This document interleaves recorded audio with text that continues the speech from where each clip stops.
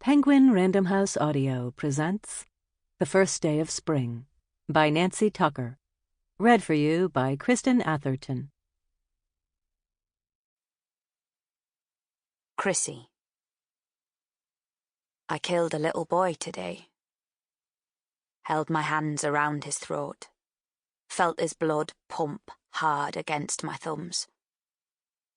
He wriggled and kicked, and one of his knees caught me in the belly, a sharp lasso of pain. I roared. I squeezed. Sweat made it slippy between our skins, but I didn't let go. Pressed and pressed until my nails were white. It was easier than I thought it would be. Didn't take long for him to stop kicking. When his face was the colour of milk jelly, I sat back on my heels and shook my hands. They'd seized up.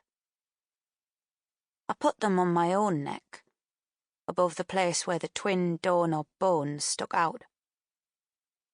Blood pumped hard against my thumbs. I am here. I am here. I am here. I went to knock for Linda afterwards, because it was hours before tea. We walked to the top of the hill and turned ourselves upside down against the handstand wall, gritting our palms with smoke ends and sparkles of glass. Our dresses fell over our faces. The wind blew cool on our legs. A woman ran past us. Donna's mammy ran past with her fat breasts bumping up and down. Linda pushed herself off the wall to stand beside me, and we watched Donna's mammy run down the street together. She was making noises that sounded like cat howls. They ripped up the quiet of the afternoon. "What's she crying for?" asked Linda. "Don't know," I said. I knew. Donna's mammy disappeared round the corner at the end of the street, and we heard far-away gasps. When she came back, there was a lump of mammies around her, all of them hurrying, brown shoes slapping the road in a thrum, thrum, thrum beat. Michael was with them, but he couldn't keep up. By the time they passed us, he was hanging a long way behind, panting in a crackling shudder, and his mammy tugged his hand and he fell. We saw the raspberry ripples splash of blood, heard the yowl slice through the air. His mammy hauled him up and clamped him on her hip. She kept on running, running, running. When the mammies were just past us, so we were looking at a herd of cardigan backs and wide jiggling bottoms, I pulled Linda's arm, and we followed. At the end of the road we saw Richard coming out of the shop, with the toffee chew in one hand and Paula in the other. He saw us running with the mammies and he followed. Paula didn't like Richard pulling her. Started grizzling. So Linda picked her up and clutched her round the middle. Her legs were striped where her fat folded in on itself. They hung out of a swollen nappy that dropped lower and lower with every step. We heard the crowd before we saw it. A rumbling blanket of sighs and swears, wrinkled by women crying. Girls crying, babies crying.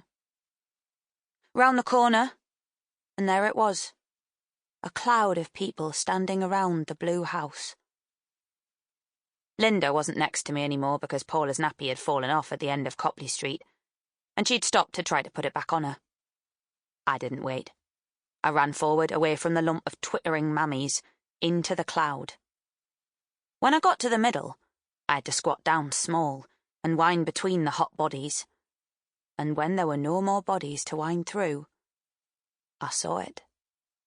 The great big man standing in the doorway, the little dead boy in his arms. A noise came from the back of the crowd, and I looked on the ground for a fox, because it was the noise a fox makes when a thorn gets stuck in its paw, the noise of something's insides coming out through its mouth.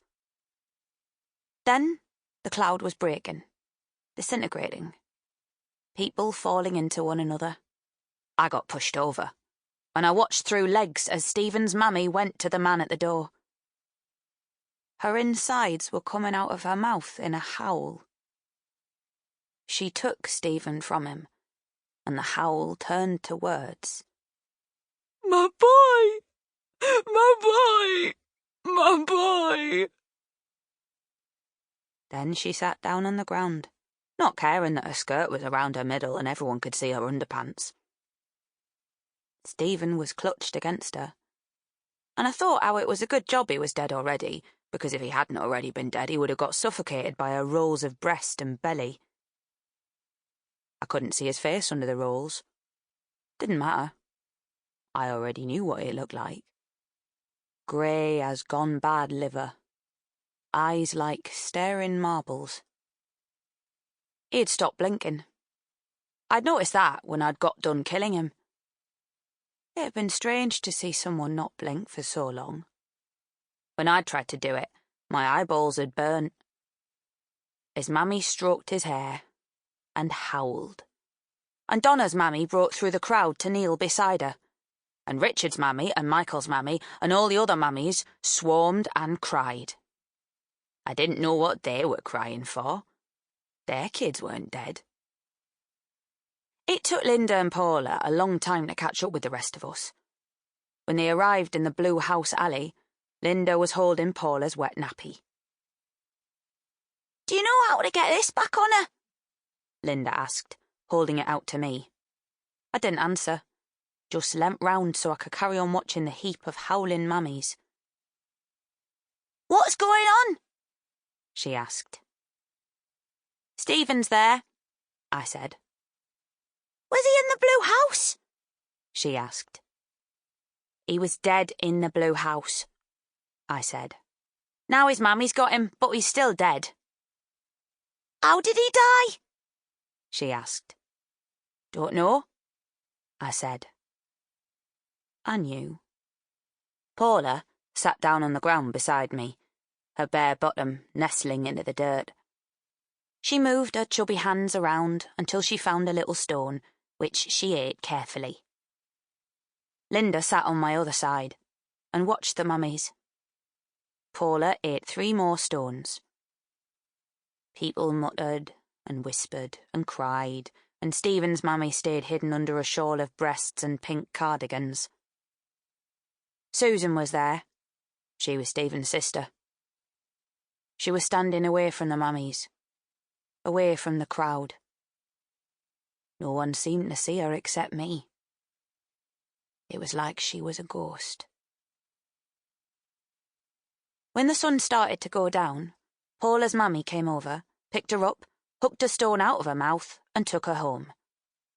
Linda had to go too, because she said her mammy would have tea on the table.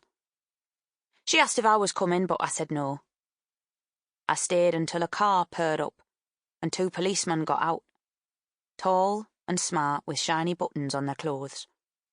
One of them crouched and talked to Stephen's mummy in words I couldn't hear, even when I closed my eyes and clenched my teeth, which usually helped me hear things grown-ups wanted to keep secret. The other one went into the blue house. I watched him slink through the downstairs rooms, and I thought about shouting, "I killed him upstairs! You need to look upstairs!" I bit my lips shut. I couldn't give the game away. I wanted to stay watching, at least until the policeman got to looking in the right place, but Mr. Riggs from number 35 told me to run along. When I stood, I was patterned with lines and bumps from the ground. I could see Stephen better from standing. His legs were flopped over his mammy's arm, and I could see that one of his shoes had come off, and that he had mud on his knees. Susan was the only other kid still there, because she didn't have anyone waiting for her at home anymore.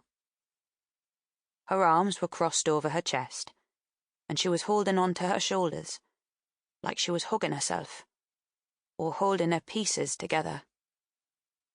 She looked thin and glowy. When she flicked her hair out of her face, she saw me, and I was about to wave, but Mr. Higgs took me by the... Sample complete. Ready to continue?